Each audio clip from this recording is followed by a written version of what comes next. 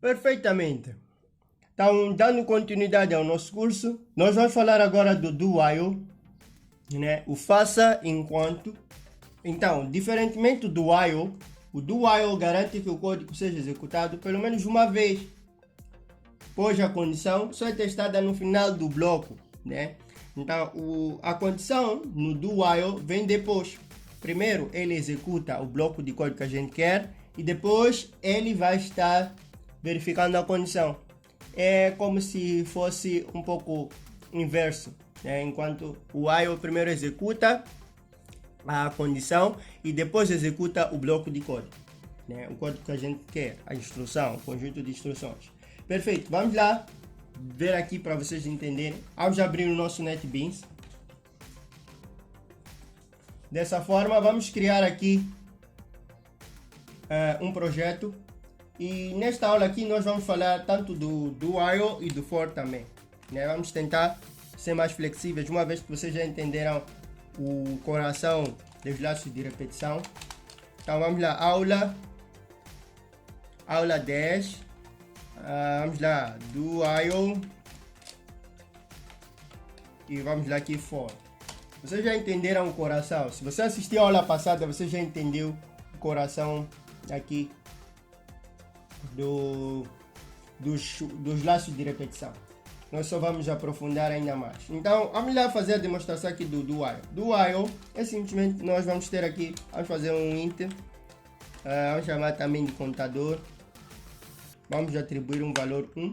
E aqui eu vou fazer o seguinte, para a estrutura do while é simples, é do, depois nós abrimos as chaves e no final colocamos o while e a condição, né?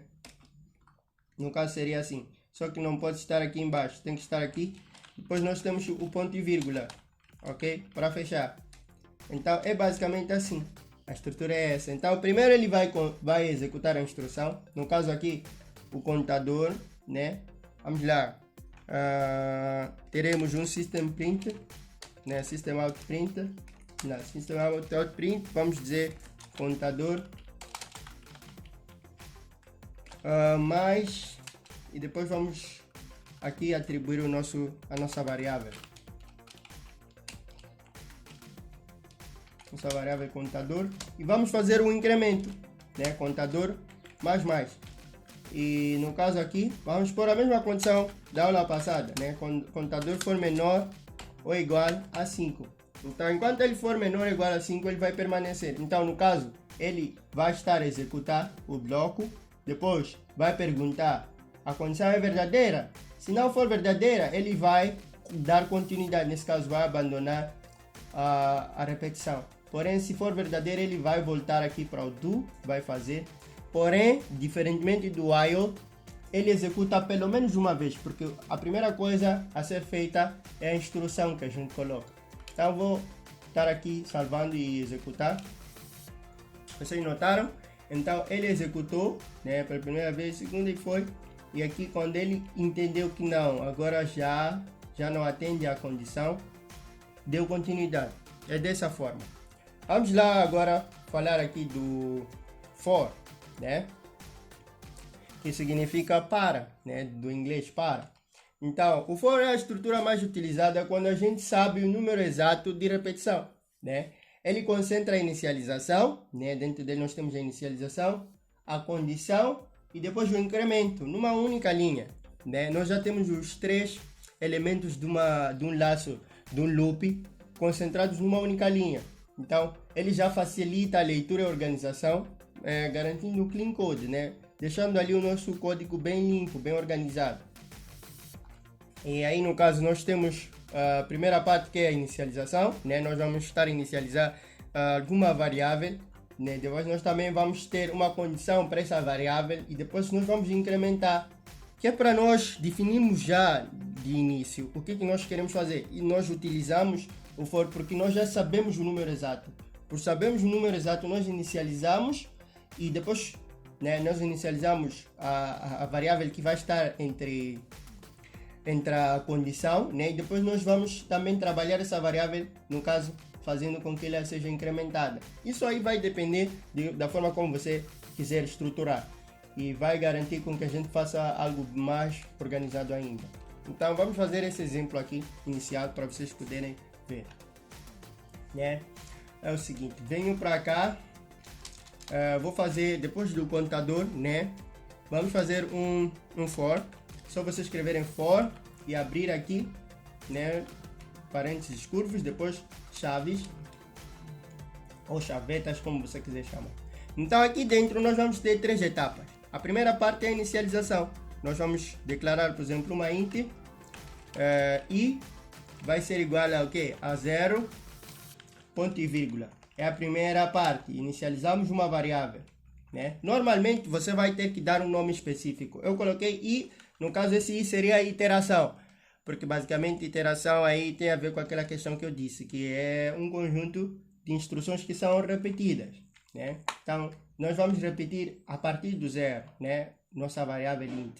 Vamos dizer, se i for menor que 5, né? Então se essa condição for verdadeira, se i for menor que 5, uma vez que ele é 0, nesse caso é menor que 5, então nós vamos dizer, né? Se essa condição for verdadeira, né? Primeiro nós estamos a dizer, para inicializar uma variável assim, depois, para se essa, ou nesse caso, se essa variável atende essa condição, depois se ela atende, então incremente, né? Ele vai incrementar. O incremento vai nos garantir que isso não se torne um loop infinito, ok? Então nós vamos lá fazer aqui um system out print, e o for torna-se mais seguro por conta disso, por essa cadeia que ele cria, né, de repetição. Então nós vamos colocar aqui contador e vamos concatenar com o nosso i. No caso aqui é i. E é basicamente isso, nós não precisamos colocar mais nada, né? Depois que ele terminar, nesse caso a condição for falsa, ele passa para outra coisa. Eu vou fazer aqui um system out print, vou escrever terminou. Terminou. Perfeito, vou salvar. Então é basicamente isso. Vou vir para cá e clicar para ele rodar.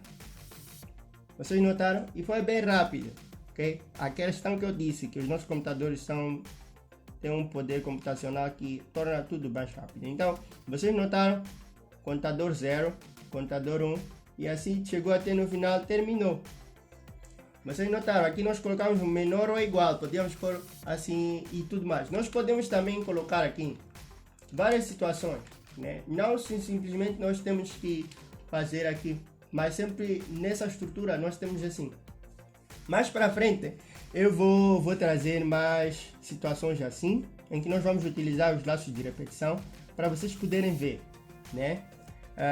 Principalmente quando nós falamos das listas, do array list. Por enquanto eu quero que vocês entendam isto que nós tratamos aqui e guardem na vossa mente o que nós já aprendemos, né? Sobre as listas, sobre os loops, sobre os laços de repetição, né? Sobre as estruturas de repetição, ok? Então é exatamente isso. Nós vamos ficar por aqui e nós vamos nos ver na próxima aula, onde nós vamos tratar acerca de outro assunto aqui no nosso curso de Java. Então nos vemos no próximo vídeo. Tchau!